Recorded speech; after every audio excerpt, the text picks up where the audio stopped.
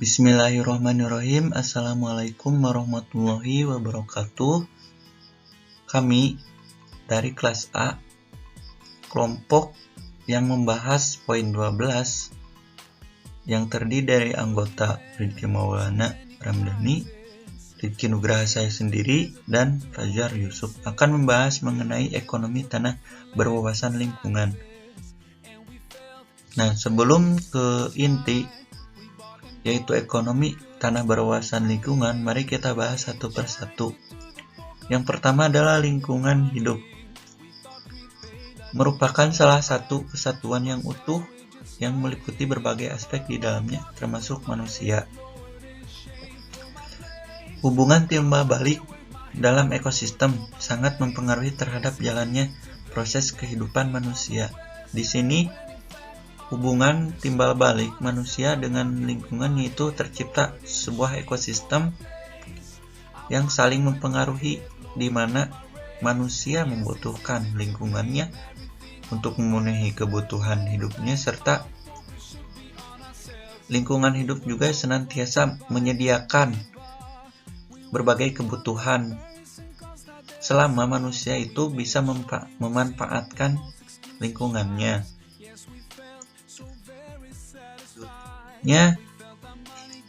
Ada perlindungan dan pengelolaan lingkungan hidup. Nah, dalam pengelolaan lingkungan hidup sendiri itu tidak dibiarkan begitu saja. Tentu saja harus mempunyai suatu hukum atau perlindungan yang mengatur tentang pengelolaan lingkungan hidup agar tidak seenaknya dalam mengelola lingkungan hidup. Nah, maka pemerintah menyusun Undang-Undang Nomor 32 Tahun 2009 tentang perlindungan dan pengelolaan lingkungan hidup. Lingkungan hidup adalah kesatuan ruang dengan semua benda, daya, keadaan, dan makhluk hidup, termasuk manusia dan perilakunya, yang mempengaruhi alam itu sendiri, kelangsungan perkehidupan dan kesejahteraan manusia serta makhluk hidup lain. Di sini ada poin penting yang harus diperhatikan, yaitu kesejahteraan manusia.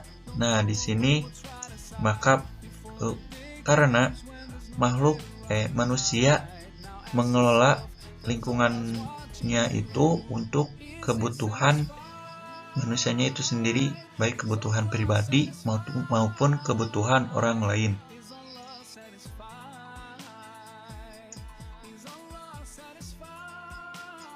Kemudian tanah dan pemanfaatannya. Nah, dalam pemanfaatan lingkungan memang tidak terlepas dari pemanfaatan tanah. Tanah merupakan lapisan kulit bumi paling luar yang tersusun dari unsur-unsur di dalamnya, termasuk air, makhluk hidup, mineral, dan unsur hara lainnya. Juga berfungsi sebagai media tumbuhnya tanaman. Nah, dalam geografi, lapisan tanah itu terdiri dari O, A, B, C, R. Tanah ini terbentuk dari jutaan tahun yang lalu semenjak bumi ini lahir.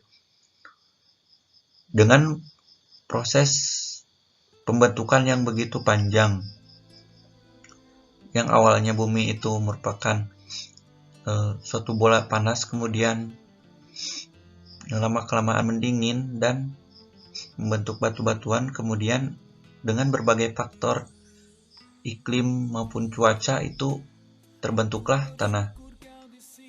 Dan di dalamnya terdapat unsur-unsur seperti air, seperti danau, sungai, laut, dan lain sebagainya. Kemudian ada juga makhluk hidup seperti cacing, kemudian makhluk-makhluk lainnya yang ada di dalam tanah. Kemudian ada mineral ataupun unsur hara yang dibutuhkan oleh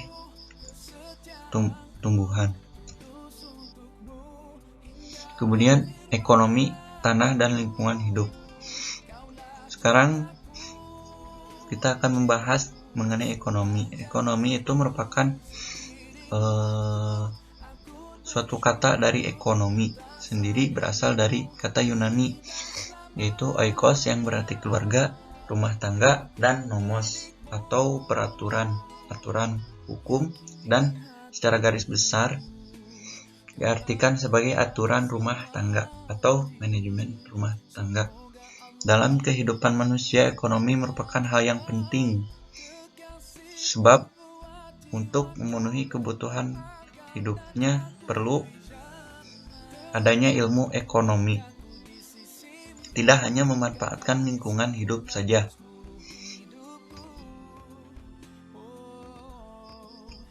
Nah, lalu kedua, kita akan membahas tanah. Seperti yang kita bahas tadi, lapisan tanah merupakan lapisan yang meliputi bumi dengan ketebalan yang bervariasi dari beberapa sentimeter hingga lebih dari 3 meter.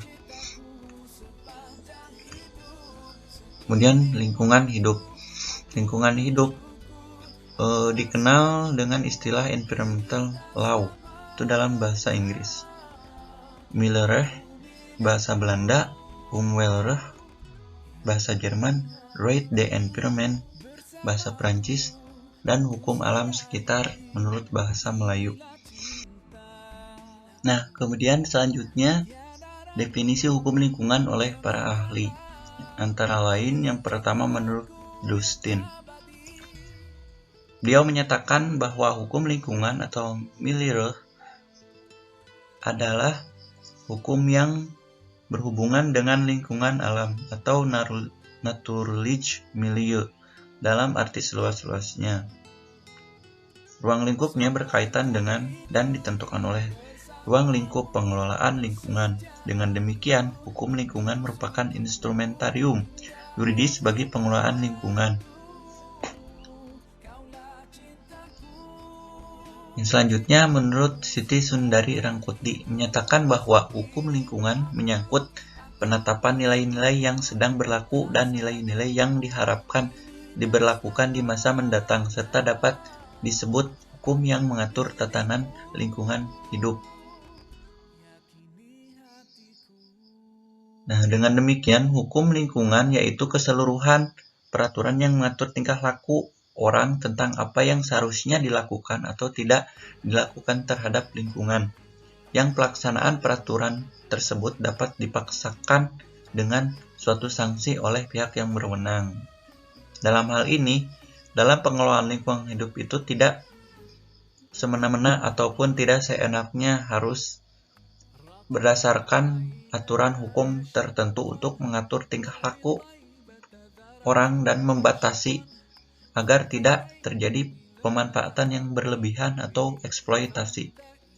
Nah, menurut Munajat Danusaputro, hukum lingkungan hidup merupakan instrumen yuridis yang memuat kaidah-kaidah tentang pengelolaan lingkungan hidup, bertujuan untuk mencegah penyusutan dan kemerosotan mutu lingkungan.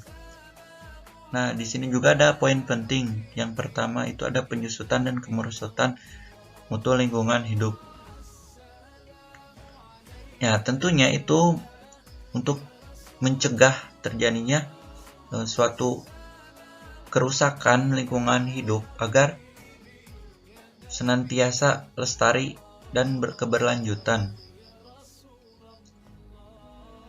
Nah, kemudian dapat disimpulkan bahwa lingkungan hidup adalah konsep studi lingkungan hidup yang mengkhususkan pada ilmu hukum dengan objek hukumnya adalah tingkat kesadaran dan pengertian masyarakat terhadap aspek perlindungan sebagai kebutuhan hidup. Nah, mungkin cukup sekian pembahasan dari saya. Selanjutnya akan dibahas oleh teman saya Rizky Maulana. Kepadanya dipersilahkan. Bismillahirrahmanirrahim. Assalamualaikum warahmatullahi wabarakatuh. Perkenalkan, nama saya Rizky Maulana Ramadhani. Di sini saya akan melanjutkan presentasi dari teman saya. Langsung saja, yaitu bahasan yang pertama mengenai pengertian lingkungan hidup. Lingkungan hidup sendiri adalah kesatuan ruang dengan semua benda, daya, keadaan, dan makhluk hidup termasuk manusia dan perilakunya yang mempengaruhi alam itu sendiri. kelangsungan berkehidupan dan kesejahteraan manusia serta makhluk hidup lain. Jadi oleh karena itu lingkungan hidup ini tidak bisa salah satu komponen hilang. Kalau misalkan salah satu komponen hilang, misalkan ada komponen abiotik yang hilang, maka akan terganggu kepada sistem kehidupan yang lainnya.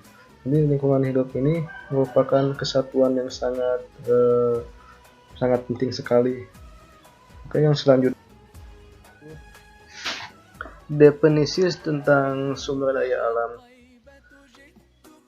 Sumber daya sendiri memiliki pengertian yaitu setiap unsur atau komponen lingkungan yang dapat digunakan untuk melakukan kegiatan yang menghasilkan aktivitas produksi. Jadi sumber daya sendiri ini bukan hanya terbatas dengan sumber daya alam, jadi aktivitas kita juga yang misalkan menghasilkan produktivitas, yang menghasilkan manfaat untuk orang lain khususnya, itu juga termasuk sumber daya yang dinamakan mungkin sumber daya. Yang selanjutnya jenis sumber daya. Sumber daya ini berdasarkan sifatnya terdiri dari sumber daya terbarukan, renewable resource, misalnya air, udara, tumbuhan, hewan, ataupun yang lainnya. Sedangkan yang kedua yaitu sumber daya yang tidak dapat terbarukan, unrenewable resource, misalnya minyak bumi, batu bara, nikel, emas, ataupun yang lainnya. Keterkaitan antara ekonomi tanah dan lingkungan hidup. Di dalam pembangunan, ekonomi tanah ini masih menjadi tantangan, khususnya dalam pembangunan ekonominya juga menjadi tantangan dan ancaman yang besar terhadap lingkungan, karena perlu diintegrasikan antara wawasan ekonomi dengan wawasan lingkungan. Jadi di dalam pembangunan ekonomi juga harus bisa gitu mengintegrasikan antara wawasan ekonomi dengan wawasan lingkungan, dengan sampai ekonomi tanah ini mengabaikan hal itu gitu, bukan hanya meninjau saja tapi mengimplementasikan antara wawasan ekonomi dengan wawasan lingkungan. Nah, di dalam keterkaitannya terdapat modal. Modal ini baik berupa mungkin investasi, saham, ataupun dalam bentuk yang lainnya. Investasi ini ataupun saham khususnya di dalam modal itu dengan sampai gitu hanya mengambil sumber daya dari lingkungan saja, akan tetapi seharusnya bisa melestarikan agar ekonomi tanah dan lingkungan hidup ini bisa terus berjalan gitu, saling bersinergi, saling melengkapi, dengan sampai salah satu aspek ini ada yang dirugikan ataupun investasi ini tidak memiliki manfaat.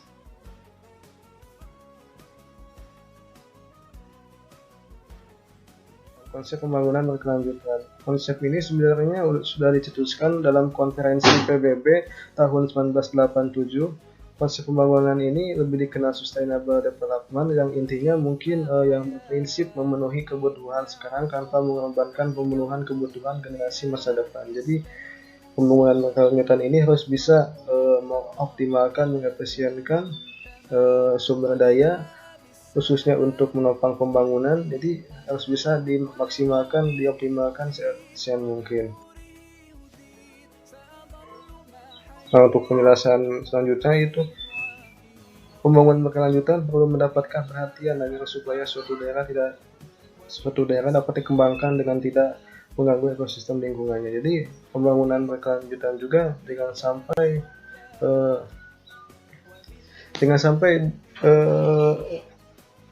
mengganggu ekosistem lingkungan, karena jikalau kita lihat ya, pembangunan itu kan biasanya mungkin lebih sedikit sangat hanya mungkin meninjau saja bagaimana mungkin ekosistem lingkungan di kota ataupun di desa. Jadi kita harus bisa nanti seperti yang tadi bilang ya, mengintegrasikan gitu antara ekonomi dengan lingkungan agar pertumbuhan ekonomi juga tidak bermasalah. Nah, pembangunan yang berwawasan lingkungan juga dapat diukur ataupun dilihat keberlanjutannya berdasarkan 3 kriteria, yaitu tidak ada pemerusan penggunaan sumber daya alam. Jadi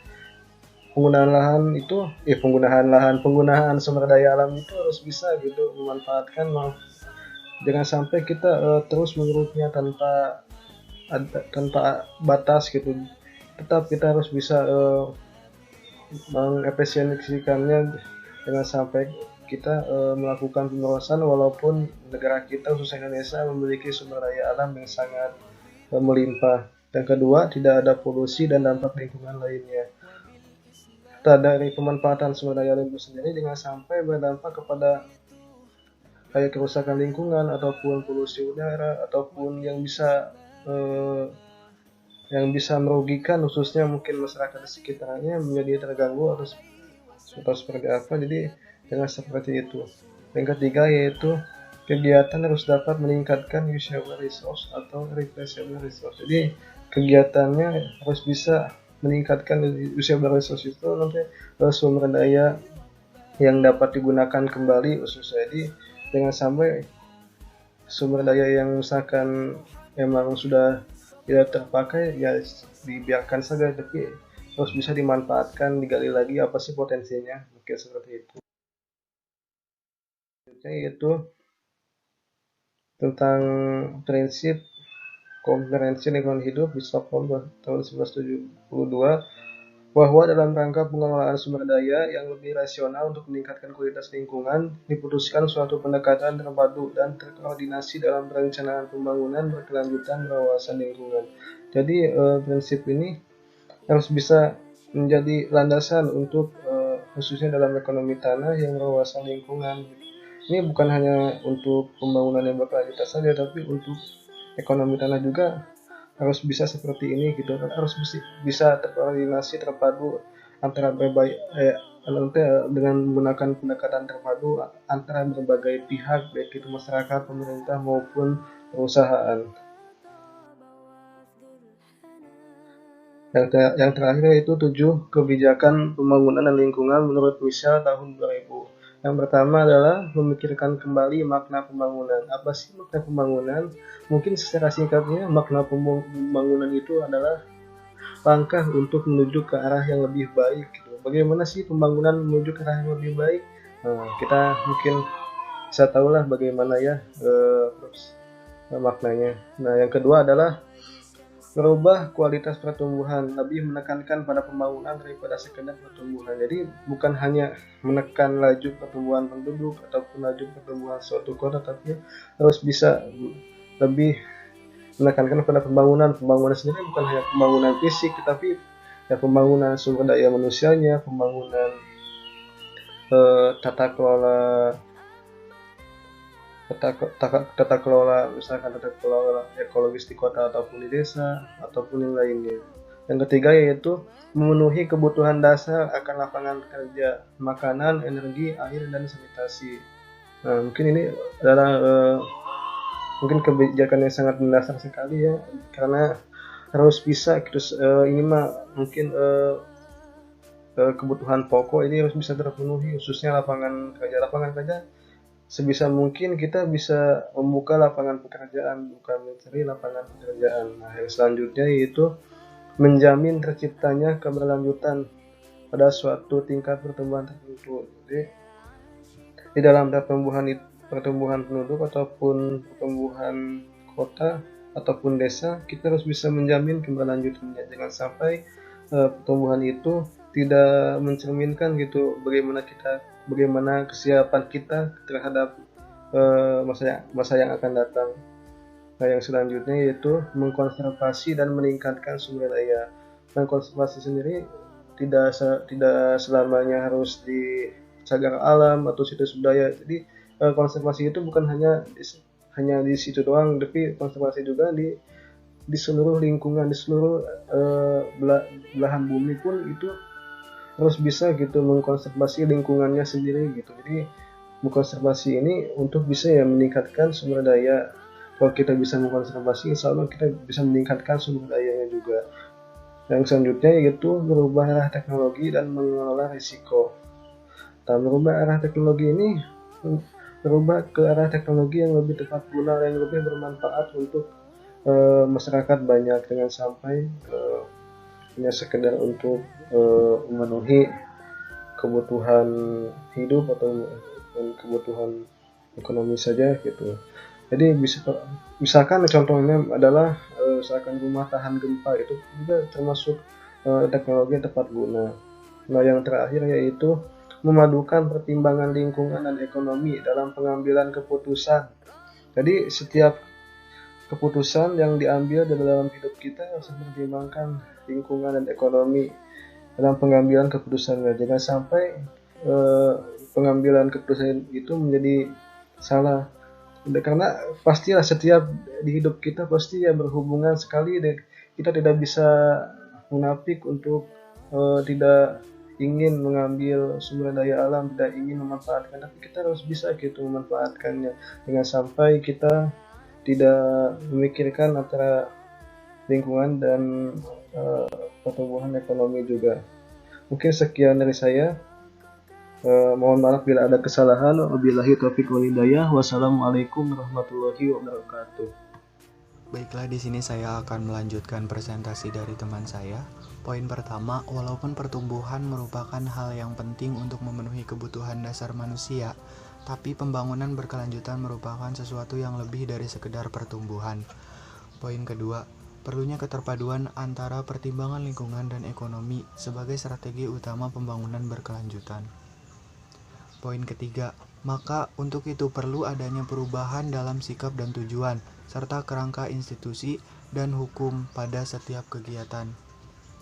Pembangunan berkelanjutan memang perlu untuk melihat keterkaitan ataupun ekologi lingkungan agar ekosistem yang ada di lingkungan tetap terjaga. Maka pentingnya pembangunan ini selain memberikan kemaslahatan bagi manusia juga pada makhluk hidup lainnya. Nah, di sini dapat dibaca lahan dalam ekonomi tanah berwawasan lingkungan.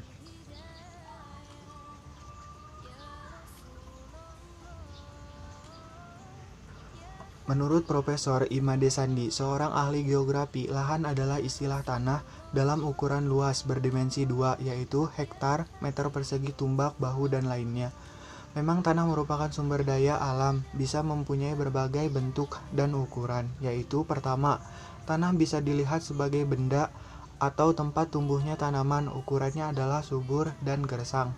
2. Tanah juga bisa dilihat sebagai benda yang dapat diukur dengan ukuran berat atau volume 3 dimensi, misalnya berat 1 ton atau bervolume 1 meter kubik tanah.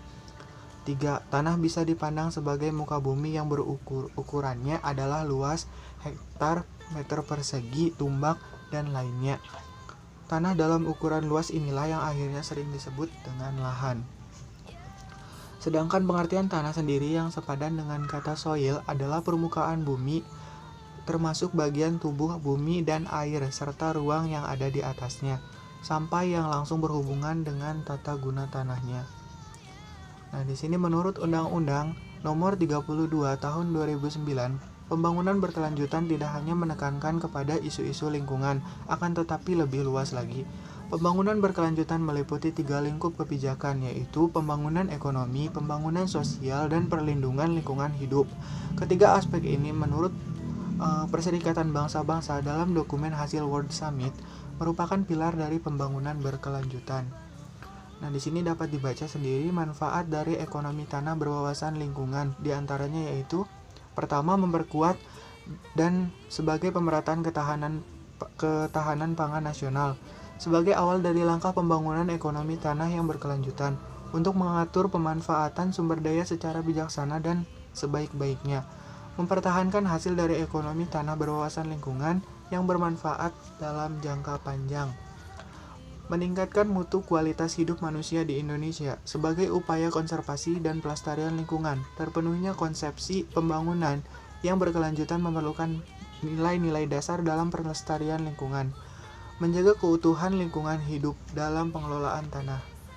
Masyarakat harus mampu menjadi berperan aktif dalam menjaga dan melestarikan sumber daya tanah yang berwawasan lingkungan agar menciptakan atau menjaga produktivitas tanah guna memenuhi kebutuhan hidup masyarakat, mengurangi jumlah sebaran lahan kritis atau lahan yang terbengkalai.